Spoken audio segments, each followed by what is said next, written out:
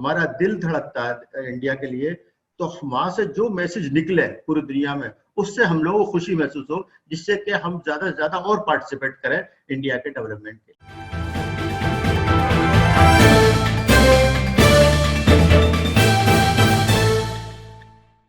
वतन समाचार में आज हमारे साथ बातचीत के लिए मौजूद हैं डॉक्टर दिलशाद अहमद साहब, जो इंडियन फोरम फॉर एजुकेशन के फाउंडर हैं, प्रेसिडेंट हैं। आप रियाद से हैं, सऊदी अरब के शहर रियाद से।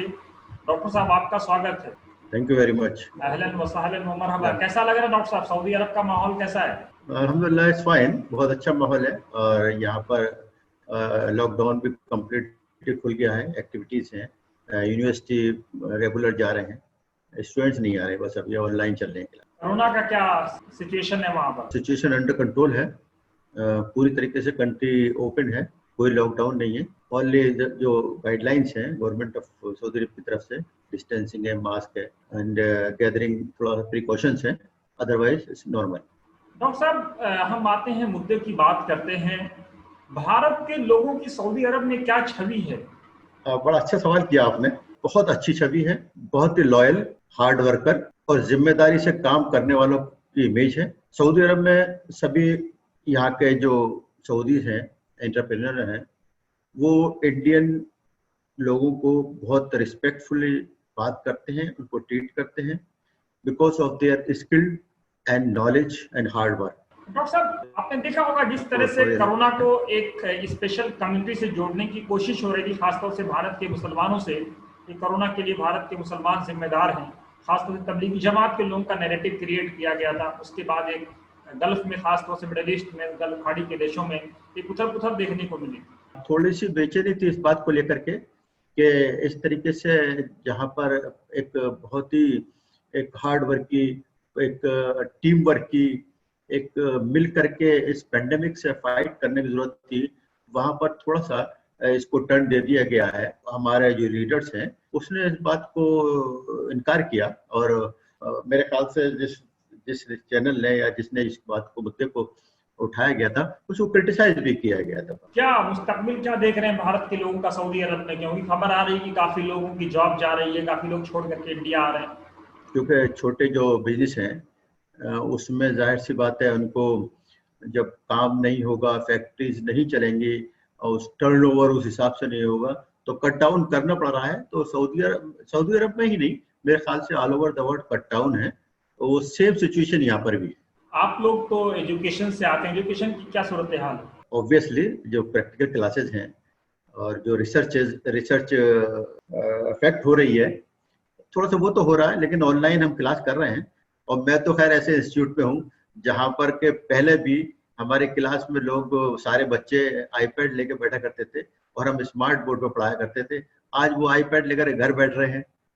लेकिन दूसरे जहाँ पर फिजिकल डायरेक्ट इंटरेक्शन था, जहाँ आईपैड का इस्तेमाल नहीं था, पेपर क्लास हो रही थी, वहाँ थोड़ा सा ये है कि उस चीज को ऑनलाइन को समझने में वक्त लग रहा है, कुछ लॉसेस हो रहे हैं। एक रिसर्च पेपर मैंने पढ़ा था कि जो आउटपुट है स्टूडेंट्स में, जो नॉलेज आउटपुट से बोलते हैं, जैसे हम कहते हैं अपनी टीचर की लैंग्वेज में कहते हैं what is the output of your class. तो आउटपुट जो था, जो एक रिसर्च पेपर पब्लिश हुआ है, उसमें लिखा था 65% से लेकर 75% तक आउटपुट है, यानी कि 30% उसमें अंडरस्टैंडिंग में और नॉलेज में बच्चों के कमी आई है in comparison to before online classes. और सर, हम देख रहे हैं कि सऊदी अरब में रह करके भी आप भारत के लोगों से मुसलसल जुड़े हुए हैं।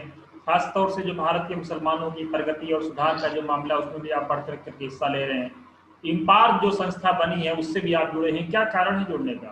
इम्पार्क की जो सबसे अच्छी खूबियां हैं वो ये हैं कि हमारी जो एक इमेज बना दी गई है, एक हमारा जो परसेप्शन बना दिया है इंडियन मुस्लिम का, तो उसको चेंज करने में through policy, through perception, through presentation, हम उसमें एक अहम रोल अदा कर रहे हैं। अब इम्पार्क का एक सोच है जिसमें ये कहा गया है कि हिंदुस्तान में मुसलमान 15% है, 200 मिलियन कहा जाता है, लेकिन जो इनकी हिस्सेदारी बिजनेस में है, एजुकेशन में है, सोशल कल्चरल वैल्यूज में है, तो उसमें लेस देन या अराउंड 3%, जिसको बार ये लेके चल रही है कि हम इस परसेप्शन को, जो मुस्लिम में इमेज बना दी गई है, हम through education, through media image उसको हम बेहतर बनाएं। कैसे कोई प्लानिंग आपके जहन में है सऊदी अरब में रहकर के, क्या रोल आप प्ले कर सकते हैं? सऊदी अरब में मैं एजुकेशन पे बहुत काम करता हूँ और उसको लेकर के हमारे जो बच्चे हैं, जहाँ नीट और जेई की बात किया करते थे, अब मैं उनके अंदर अवेयरनेस पैदा कर रहा हूँ कि आप अपने एरिया में स्किल डेवलपमेंट का, इसके लिए क्या वैल्यूज हैं, अपने एरिया में जाकर के उस पर काम करें। और जेई और नीट के अलावा आप क्लैट, सिविल सर्विसेज, बैंकिंग, दूसरे सेक्टर्स में, फूड एंड एग्रीकल्चर सेक्टर्स में काफ़ी ज़रूरत है, बहुत ज़्यादा ज़रूरत है हमारी। तो उसमें हम यहाँ से बच्चों को मोटिवेट करते हैं कि आप डिफरेंट एरिया में एजुकेशन में जाएं और उसमें पार्टिसिपेट करें। How we can build a better India. आपकी जो यूनिवर्सिटी है डॉक्टर साहब, उसमें क्या सारे सऊदी अरब के लोग हैं या भारतीय लोग हैं? किन किन देशों के लोग रहते हैं? नहीं, हमारी यूनिवर्सिटी में सब सऊदी, लेकिन जॉब में है मिडल ईस्ट के हैं, यूरोप के हैं, अमेरिकन हैं, इंडियन हैं, पाकिस्तान के हैं, मलेशिया के हैं। उनके बीच में, हिंदुस्तानियों के बीच में अपने मुल्क को लेकर के क्या चर्चाएं होती हैं? खासतौर से भारत का जो मुसलमान एजुकेशन में काफी पिछड़ गया है, उसके कारण तो कभी डिस्कशन होता है, कभी बातचीत होती है? बातचीत हमारी एजुकेशन को लेकर के हुई है, जीडीपी को लेकर के हुई है, तो बड़े हम प्राउडली बात करते थे। हमारे पास आते थे कभी कभी दूसरे मिडिल ईस्ट के लोग, वो कहते थे यार doctor Dilshad, India is 8% GDP, you are one of the highest growth है आपकी। तो हम प्राउडली कहते थे, उसको अब सीना तान के कहते थे। जब थोड़ी कम हुई है, थोड़ा सा हम उसको लेकर के अब उनसे कहते हैं कि हाँ थोड़ी स्लो डाउन हो गई है, हम इंशाल्लाह we will come back soon. ये थोड़ी बात जरूर हुई है। यानी अगर इंडिया में कोई भी उथल पुथल होती है, सियासी हो या इकोनॉमिकली, अगर अप होता है तो सीना चौड़ा होता है, लेकिन अगर कुछ नीचे होता है तो दिक्कत होती है। ऑब्वियसली सीना चौड़ा तो हो के हम बात करते हैं जब कुछ होता है, तो इसमें कोई शक नहीं है। हमारी एज, हम जितने भी भारतीय डायस्पोरा हैं ऑल ओवर द वर्ल्ड हैं, जब इंडिया में कोई प्रोग्रेस होती है, डेवलपमेंट होता है और एक डाटा बेस हमें एविडेंस मिलता है, तो हम सीना चौड़ा करके बात करते हैं उनसे। हमारा प्राउड बढ़ता है और हमें खुशी होती है, हमारा भी खून बढ़ता है। जो भारत में जिस तरह की लिंचिंग की घटनाएं होती हैं, कभी कभी इस तरह के जो वाकयात होते हैं, इनको लेकर के क्या कभी आप लोग आपस में, जो भारतीय लोग जो सऊदी अरब में रहते हैं, चाहे वो किसी भी कास्ट के हों, क्लास के हों, क्रीड के हों, कभी डिस्कशन करते हैं कि ये नहीं होना चाहिए, इस पे सरकार से बात की जाए, एम्बेसी से बात की जाए? नहीं, इस पे ज्यादा चर्चा नहीं होती है, लेकिन हाँ ये जरूर होता है कि थोड़ी सी इमेज अगर दूसरे लोगों को पता चलती है, दूसरे कंट्रीज के लोगों को, तो थोड़ा सा वो मालूम करते हैं कि ये क्या है। एजुकेशन पे क्या आप लोग किस तरह का फोकस कर रहे हैं? किस तरह का एजुकेशन वहाँ पे आप फोकस कर रहे हैं, और किस तरह का एजुकेशन आप इंडियन मुसलमानों के लिए आप लोगों के दिमाग में है, माइंड में है? कैसे बदलाव लाएंगे? एक्चुअली हमारे जहन में ये है कि जो इंडियन मुस्लिम, स्पेशली जो बैकवर्ड एरियाज से हैं, जो पिछड़ा वर्ग है या गांव में है, तकरीबन 80% हमारे बच्चे बच्चियां आफ्टर 5th स्टैंडर्ड और 7th स्टैंडर्ड ड्रॉप आउट हो जाते हैं। हमको चेंज लाने के लिए स्कूलिंग को बढ़ावा देना पड़ेगा।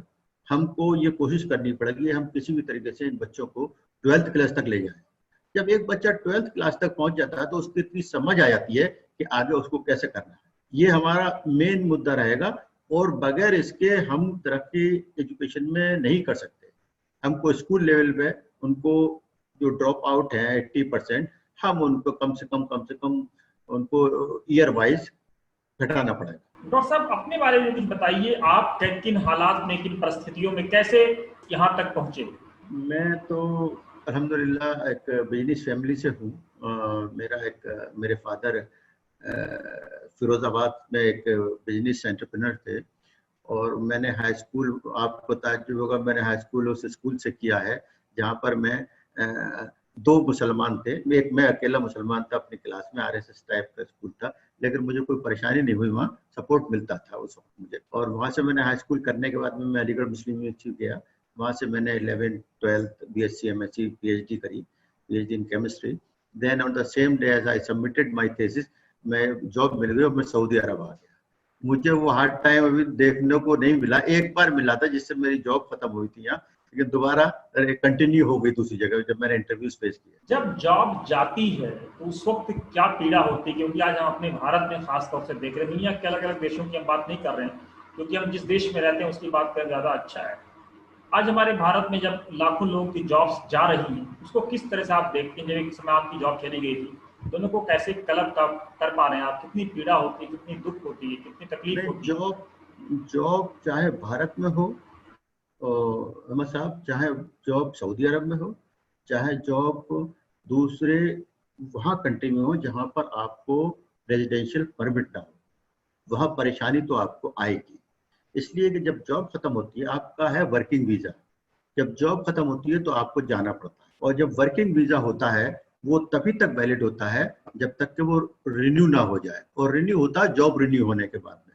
तो जब जॉब खत्म हो जाती है, ऑब्वियसली आपकी एक सोर्स ऑफ इनकम खत्म हो गई जिससे आप अपनी फैमिली को सपोर्ट करते थे, तो पीड़ा तो होती है, बहुत परेशानी आती है। लेकिन अल्टीमेटली ये है कि हम लोग स्ट्रगल करते हैं, दोबारा इंटरव्यू देते हैं, कहीं जगह होती है वहाँ कुछ लोग एब्जॉर्ब हो जाते हैं, कुछ लोग को वापस जाना पड़ता है, पीड़ा बहुत होती है ऑब्वियसली।